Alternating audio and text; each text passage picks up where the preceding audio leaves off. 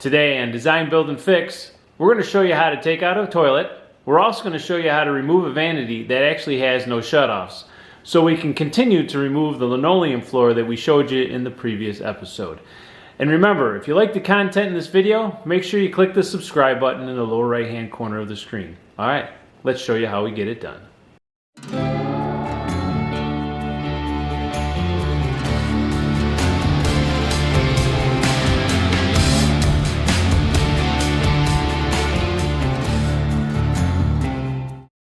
Okay, in order to take out the toilet, first thing we have to do is shut off the shutoff. Now these are old, look a little cruddy.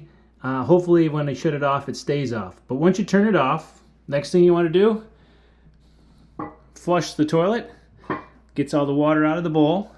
Once that's done, come back down here, and you're going to turn that nut on the top of the shutoff. That's going to disconnect the supply line. Once the supply line is off and it's not coming out of the pipe anymore because the shutoff worked, that's what we're hoping for.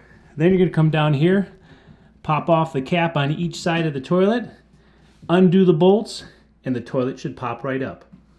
Okay, so I turned off the water supply line for the toilet. I did that once. It turned about 3-4 times. Then it was tight. Then I turned this nut, got this off, and when I took this off, it was still coming out of the top a little bit. So I put this back on, turned it back on to help flush the debris out a little bit. Then I literally turned it off, turned it back on, turned it off, just to work it in and out. And once I took it all apart, as you can see, it's not leaking. So we don't have to change that. That's a good thing. All right, so now that the water supply line has been disconnected, we have to come down here to this cap. You have one on each side. It should come right off. If it doesn't come off right away, just get a screwdriver under there. It comes right off. Take a crescent wrench, loosen these bolts. They shouldn't be on there that tight. Sometimes if you over tighten, you'll crack this. So this one looks like it was put on just about right. Take those off. Do the same thing for the other side, and then pull the toilet straight up. So now we got to get this vanity out in order to finish the linoleum removal. Let me show what it's going to take. So in order to disconnect the vanity, we have to disconnect the supply lines. We have a cold one here. We have a hot one over there. We also have to disconnect the trap. Now this isn't typically how a trap for a vanity or a kitchen sink is usually done. These are actually welded in with plastic glue, PVC glue. Normally they just have these screw fittings on them where you can literally just unscrew it, it comes apart. Not a bad way of doing it, but it's not the easiest for cleaning drains out and things like that. So when we put this back together, we're going to do a little different, but our goal for today is to get it out. But the problem is no shutoffs. So if we have no shutoffs, that means I'm hoping there's some in the basement. We're going to have to go down and find out what's happening down there with shutoffs. If not, we're going to have to shut the water off to the whole house. Then we're going to have to put shutoffs on and then be able to remove the sink. Well, let's go to the basement. Here we are in the basement. Hot and cold water supply lines and a drain line. Unfortunately, no shutoffs. So that means we're going to have to shut the water off to the whole house, install shutoffs, and then we're going to have to be able to turn that back on so we can remove the vanity. Well, let's get it done. So here's where the water comes into the house. We have a quarter turn ball valve there, the water meter, and then it continues on through the rest of the house. The good news is we have a quarter turn ball valve here, and this ball valve almost never goes bad. They can, but rarely will they go bad. If it was the dial type where you spun it like we have for the shutoff valve in the toilet, those go bad, and the only way to turn off the water to the house, if those go bad, is to shut it off at the street, and then you got to call people to do that. So it's always a problem. So we're going to shut the water off to the house, just a quarter turn, and then we're going to show you how to change that shutoff out. All right, so to remove the vanity, first thing I'm going to do is I'm going to go ahead and turn this nut. That's going to loose the supply line on that side. That nut there on this, that does that supply line.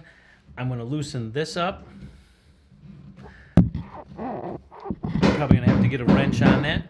I'm going to loosen that up.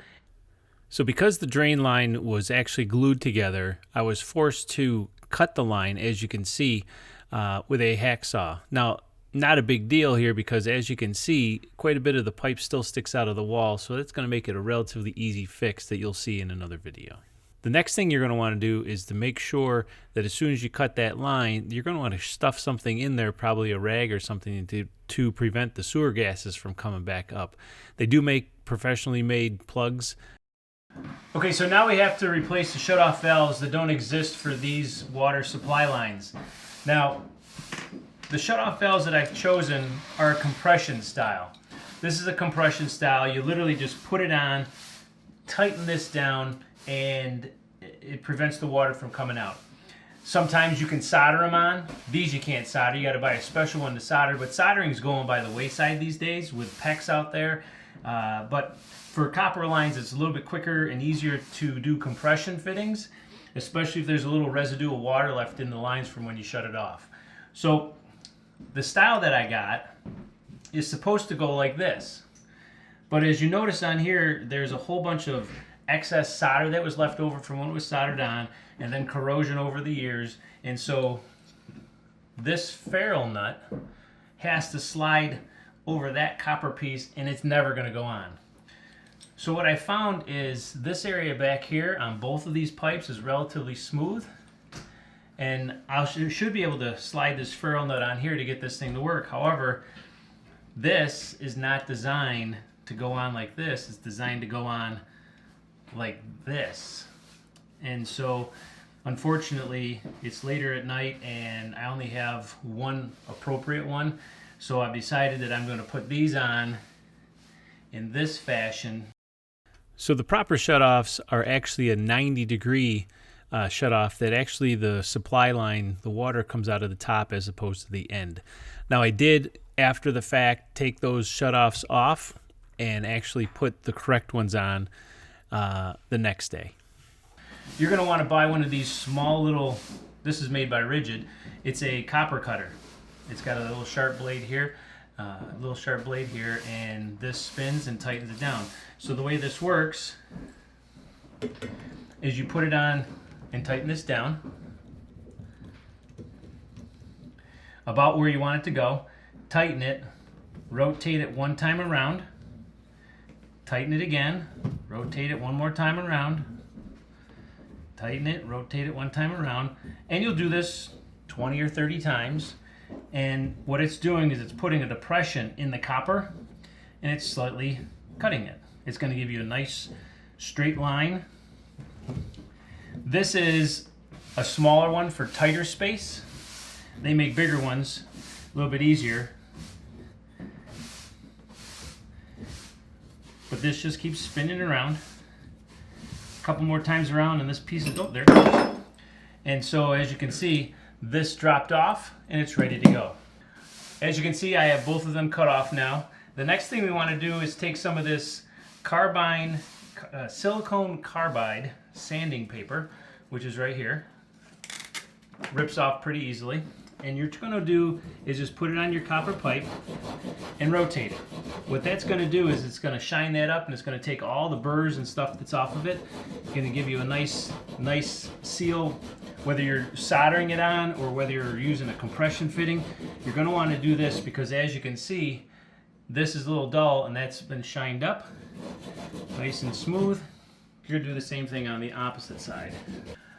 Alright, so the next thing we want to do is to put an escutcheon ring around these areas here. That's going to cover up these ugly holes as these pipes pop through. The good news is this is going into Vanity and you're never ever going to see it. So some people will put them on no matter what. Not necessary if it's not being seen, because in your Vanity nobody's really ever going to see it. So if you want to put an escutcheon rings on, now is the time to slide that thing on. They're not very good. They tend to rust over years. Most people don't put the escutcheon rings on. That goes around here. It's kind of decorative. I'll show a picture of it here shortly. But basically, if you wanted to, you can. You have to do it before you put your shutoffs on. All right, so the next thing you want to do is you got to take the nut. You're going to slide the nut on, and then you have to take the ferrule. This is the ferrule. Looks like a ring. That slides on. And then you're going to take your shutoff valve, slide that in until it seats all the way back. Then tighten this thing down as much as you can by hand. Now if you wanted to leave this shut off on the top, you can. If you want to put it to the side, you can. I think I'm going to put it on the top because normally I put them on the top. Then what I'm going to do is I'm going to tighten this thing down. It requires 2 wrenches. One wrench goes on this. This is going to keep your shutoff from spinning. And the other wrench is going to go on the nut. And you're going to tighten that down. Now, make sure you keep this so it's nice and straight up and down. And tighten it down. Now, it doesn't have to be super, super tight. Right. It just has to be tight enough so that it doesn't spin when you're done. If you over tighten these things, it will compress that ferrule fitting a little bit too much and you might get a small leak. If you tighten them just enough, you can literally take these off and put them back on. So if we decide at some point to put an escutcheon ring on here, we can take this off. I'm going to do the same thing on the opposite side, but before I do that, this is a plug for the drain. Before I had a shirt in there, I have a drain plug. Unfortunately, I usually plumb houses with 2-inch PVC pipe.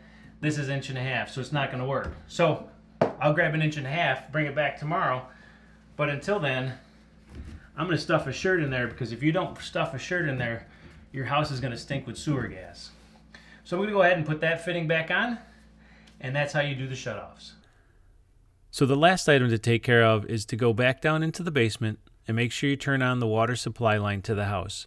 And then go back to the shutoffs that you just installed and verify that they do not leak from where you tighten down the compression fittings. If they are leaking a little bit with a little drip, all you have to do is tighten it down a little bit more. Thanks for watching another design, build, and fix video. If the content in this video helped you out, do me a favor and click the subscribe button. More videos coming out on this kitchen remodel shortly. All right, we'll see you on the next one.